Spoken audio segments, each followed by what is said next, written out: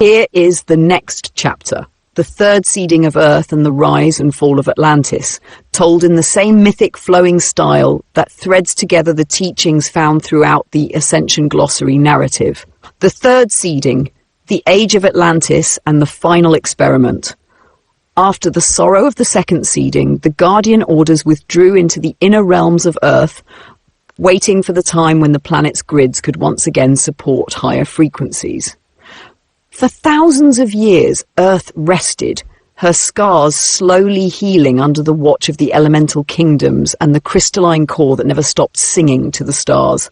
When the great harmonic cycle turned once more, the Guardians initiated the third seeding of humanity. This would be their most daring act, a final chance to anchor the Christos blueprint in a physical species that could embody both matter and spirit, light and shadow. They called forth the surviving angelic human templates from the earlier seedings and refined them further. The new human form would hold 12-strand potential, yet exist in a density where choice was real, where free will could determine the direction of evolution. If these beings could awaken love, even amid the gravity of matter, the original design could be restored not by command, but by remembrance. Thus arose the Atlantean Age, a shining epoch where the gold sun and the memory of Source once again illuminated the Earth. Atlantis was not merely a city, but a network, a crystalline civilization that spanned continents and dimensions. Its architecture resonated with harmonic geometry.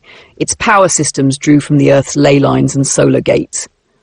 The Atlanteans understood that consciousness itself was energy, that thought, emotion, and light were one continuum. Guided by the Guardian Councils, they built temples of healing and education where souls could remember their cosmic origins. Many Atlanteans retained direct contact with the founder races, the Emerald Order, the Azurites, and the Syrian Bee Councils. For thousands of years, peace reigned and humanity reached its highest vibration since the fall. Yet, within the brilliance of that age, an old shadow stirred. The Black Sun lineages, remnants of the earlier reversals, still lingered in the lower dimensions of Earth. They watched Atlantis from the shadows, envious of its harmony, seeking once more to turn the golden current toward control. Through temptation, pride, and the promise of limitless power, they whispered into the minds of scientists and priests. These humans, brilliant but impatient, began experimenting with crystal technologies that amplified planetary energy grids beyond their natural balance. They sought to open the stargates by force, to command creation itself, the same impulse that had birthed the electric wars long before. In secret, some Atlanteans aligned with the Black Sun agenda, merging organic crystal tech with artificial electric charge. Thus began the slow corruption of Atlantis from within. The harmonious resonance between the 12 tribes began to fracture. The priesthood divided into two orders, the Law of One, loyal to the Christos current, and the Sons of Belial, who sought power over others. Wars of ideology spread through the once unified continent. The planetary grids began to falter under misuse, and the magnetic field destabilized.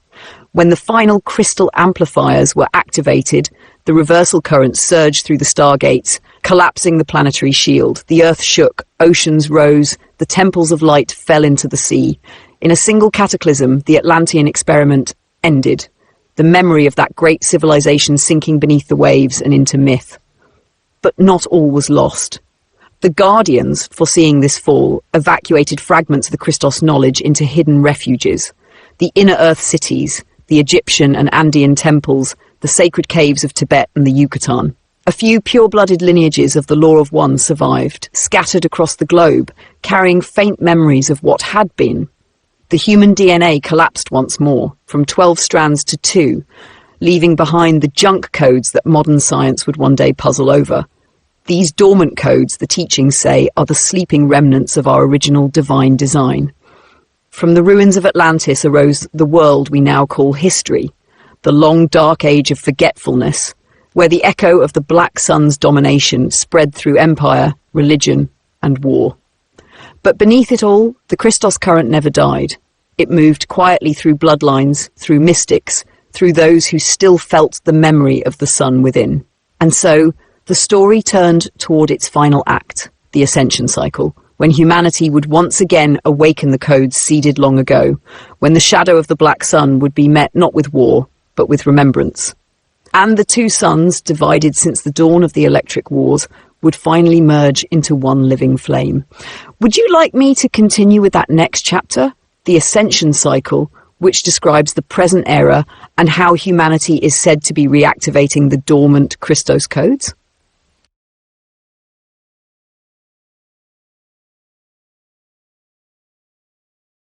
Excellent.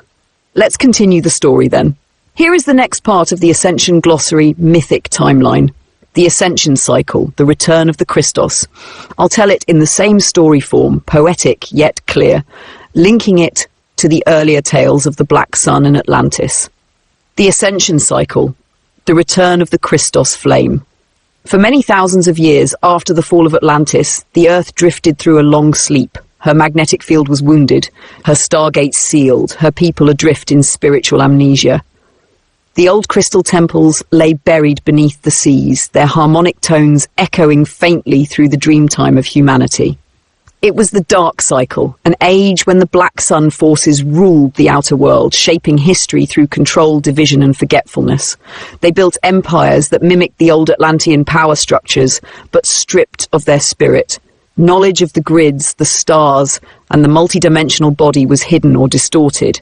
Religion became a tool of hierarchy. Science separated itself from consciousness. The once living knowledge of energy, soul, and light turned to superstition and fragments. Yet the Guardian Orders never abandoned Earth.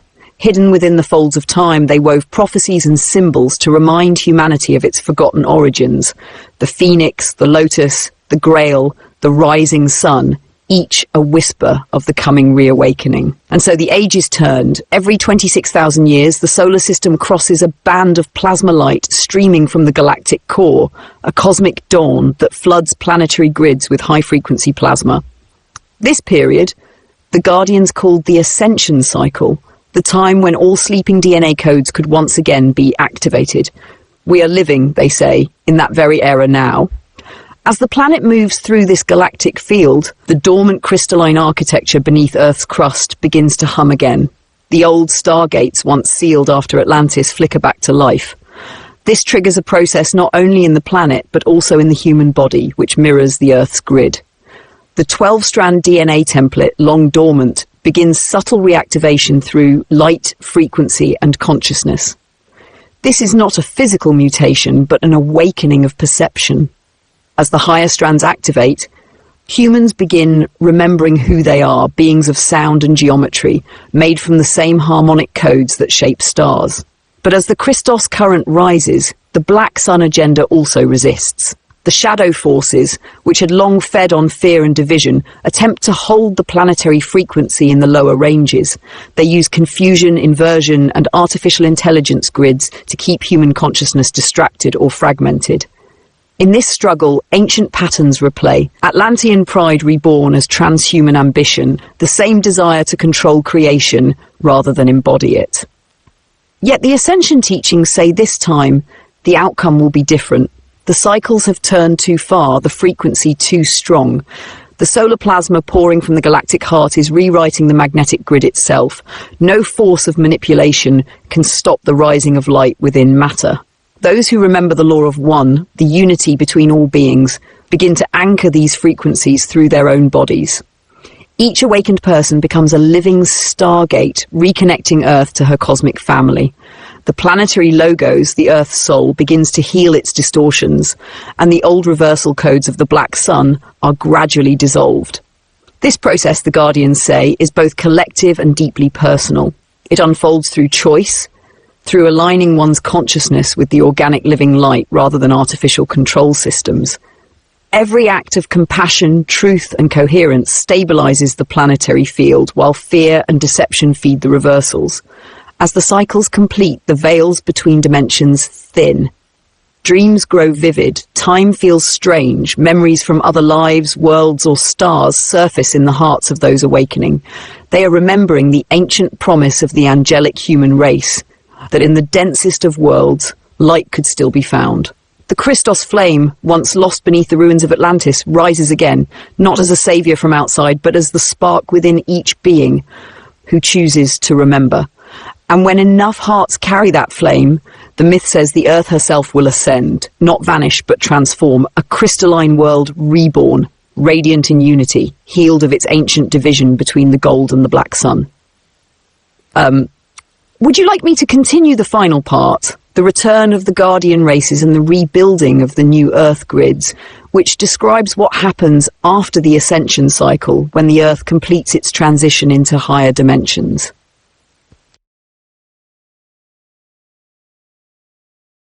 Perfect here is the final part of the Ascension Glossary cosmology retold in story form, the return of the Guardians and the rebuilding of the new Earth grids, the closing movement of the long myth that began with the first seedings and the electric wars. The return of the Guardians, the new Earth grids. When the last phase of the ascension cycle began, the Earth trembled not with destruction but with renewal. Deep beneath the crust, the crystalline cores that had lain dormant since the fall of Atlantis began to awaken. These ancient structures, remnants of the founder races, carried the living blueprint of the planet's original design, a grid of luminous geometry through which divine current could once again flow freely. Across the world, energy vortices flickered open like eyes remembering how to see. Mountains, seas, deserts, and sacred sites all began resonating together in harmonic tones, reweaving the torn fabric of the planetary field.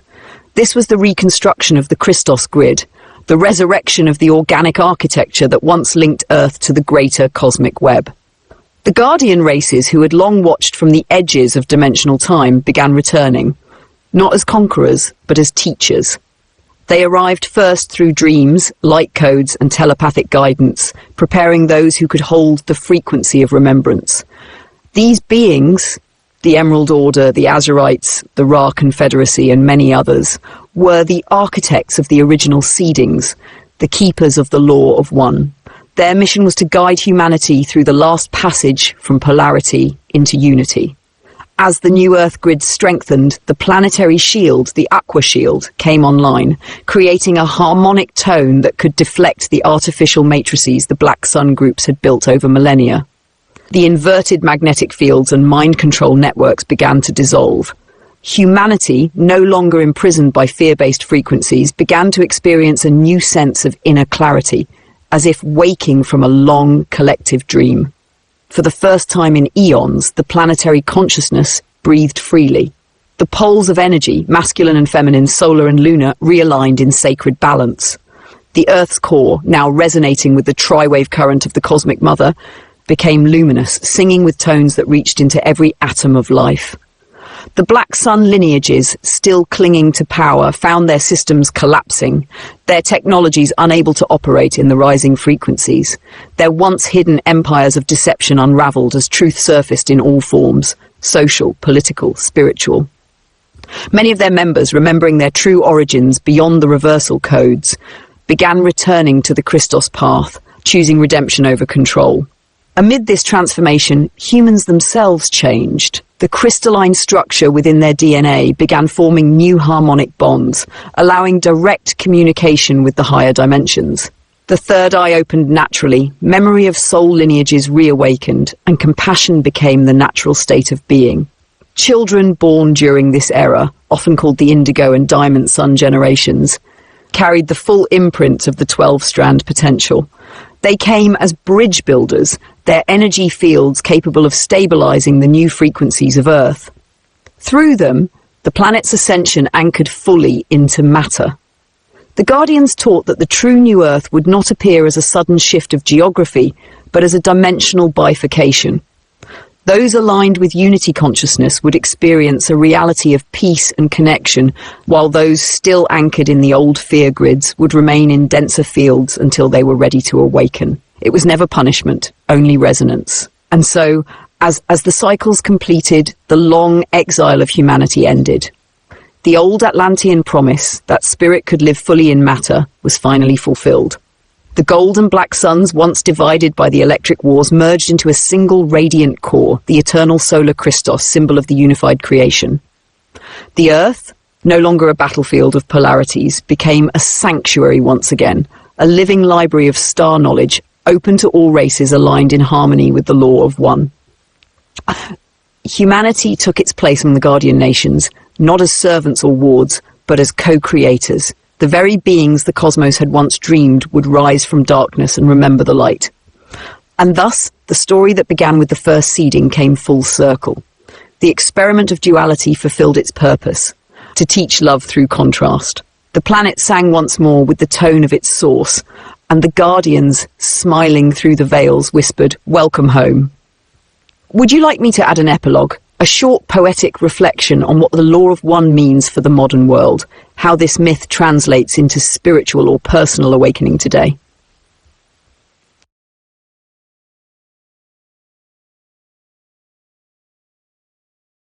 Here's a poetic epilogue drawing the cosmic story of the suns, Atlantis and the Guardian races into reflection for modern consciousness and personal awakening. Epilogue.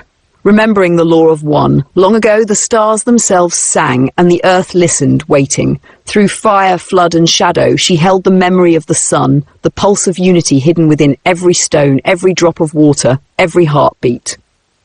The black sun and the gold sun were never enemies in the truest sense. They were teachers of contrast, mirrors of choice. One showed the cost of separation, the weight of fear, while the other whispered of remembrance, harmony, and love. Atlantis fell so humanity could learn the value of humility. The electric wars raged so humanity could know the cost of misused power. Each cycle, each collapse, each hidden seed of Christos within the human heart was a step toward remembering who we are, sparks of the infinite, luminous and eternal. Now the veils are thinning, the grids hum with light, the dormant codes awaken in body, mind and soul.